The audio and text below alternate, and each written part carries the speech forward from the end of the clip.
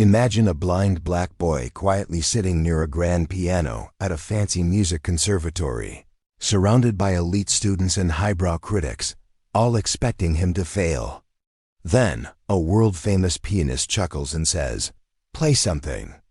Just for fun." What happened next didn't just silence the room, it broke the internet. What if the boy they laughed at turned out to be the reincarnation of musical genius? You won't believe where this story leads. Stick around to the end, and don't forget to like, share, and subscribe for more shocking real-life transformations that will leave your jaw on the floor.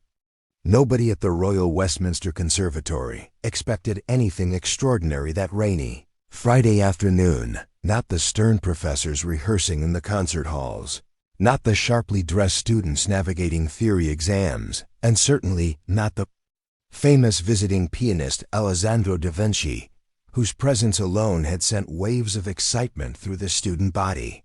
But among the crowd was a 12-year-old blind black boy named Elijah Carter, sitting alone near the grand piano in the corner of the main gallery, his cane resting across his lap like a baton of silence in a hall that usually roared with brilliance. Elijah wasn't enrolled at the conservatory. He couldn't afford it. His mother, Dana Carter, was a single parent working 2 jobs just to keep the lights on in their 1-bedroom apartment down in East Croydon. She cleaned the floors at the conservatory during the day and worked as a hospital receptionist by night, sometimes sleeping only 3 hours. Elijah, quiet and reserved, would sit and listen to the sounds of music floating through the halls, committing them to memory, note by note, beat by beat, until he had memorized hundreds of compositions purely by ear.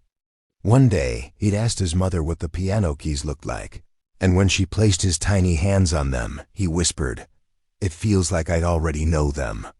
Nobody paid much attention to him until that fateful Friday when Da Vinci, surrounded by critics and dignitaries, overheard the boy humming the complex Rachmaninoff progression perfectly. The maestro chuckled and said, "That's ambitious, boy. Why don't you play it just for fun?" A low laugh ran through the room, smug and expectant, as if they were all about to witness a public embarrassment. Dana stood frozen nearby, the mop handle slipping from her fingers. Elijah stood slowly, ran his fingers across the keys once, and then, without hesitation, he began to play. But what poured from the piano was not just music, it was fire. Liquid, living, soul-bending fire. Every key struck like a tear falling from heaven. Every crescendo an earthquake of feeling. The gallery went silent. Even Da Vinci's smirk collapsed into awe. Elijah wasn't just playing Rachmaninoff, he was transforming it. By the time he transitioned into an original composition he'd created in his head, the entire room stood frozen in spiritual arrest, like a spell had bound them all. When the last note fell like a feather, there was silence, then thunderous applause. A talent scout, tears running down her cheeks, made a call that changed everything. Chapter 1 ended with Da Vinci putting his hand on Elijah's shoulder, whispering, "My God, who are you?" But Chapter 2 began with skepticism. Online, the video of Elijah's performance had gone viral, 20 million views in 72 hours, but instead of celebration, accusations flooded in. "This is staged. No blind kid can do that. He must have perfect pitch or eye enhancement." Even conservatory students began pushing back. The dean refused to offer him a scholarship, citing admission protocol, while Da Vinci offered to take him under his wing, but only if Elijah could pass a ridiculous musical theory test written in visual notation. But Elijah, with his usual calm, simply asked, "Can I listen to the test instead?" His mother, heartbroken but determined, began printing Braille music sheets from borrowed resources, staying up at night translating notes by whispering them to Elijah over dinner. Meanwhile, his classmates plotted. One student, Gregory, jealous of Elijah's talent, tried to swap the piano tuning before Elijah's second audition, but the boy noticed. "Something's off," Elijah muttered before correcting the keys by ear, stunning even the tuner. The audition came. In front of a panel of judges, Da Vinci among them, Elijah performed a 45-minute medley, a blend of Bach, Chopin, and his own heartbreaking piece titled Mother's Silence. When he finished, not a single judge could speak. One old professor was openly weeping. The next morning, the conservatory reversed its position. Elijah was awarded a full scholarship. But in Chapter 3, the story took a darker turn.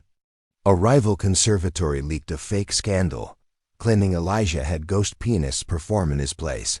Photos were doctored. The media turned. Dana was harassed online. Their apartment was vandalized with slurs and graffiti like, "Not your gift," scrawled across their door.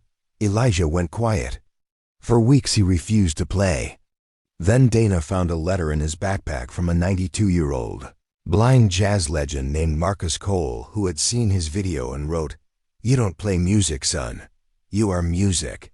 Never let the noise outside silence the song inside." That night, Dana brought home an old keyboard from a thrift store and, without saying a word, left it on Elijah's bed.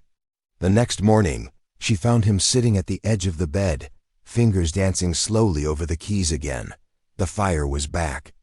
Elijah's re-emergence was announced at the International Young Virtuosos Gala. Chapter 4 exploded onto the world stage. Da Vinci had arranged for Elijah to play the finale, but secretly feared the pressure might crack him. Moments before the show, Elijah told his mother, "I'm not nervous, because this is where I belong."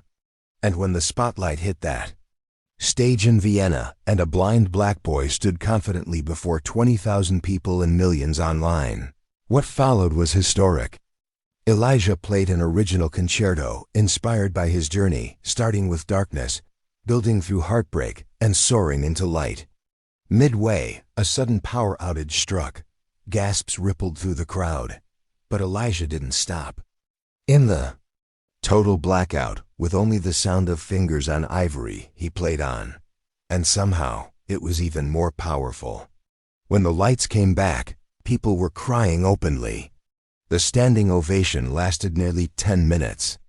And as journalists surrounded him after, asking what was next, Elijah said, "I'm going to open a school for blind kids who hear the world differently.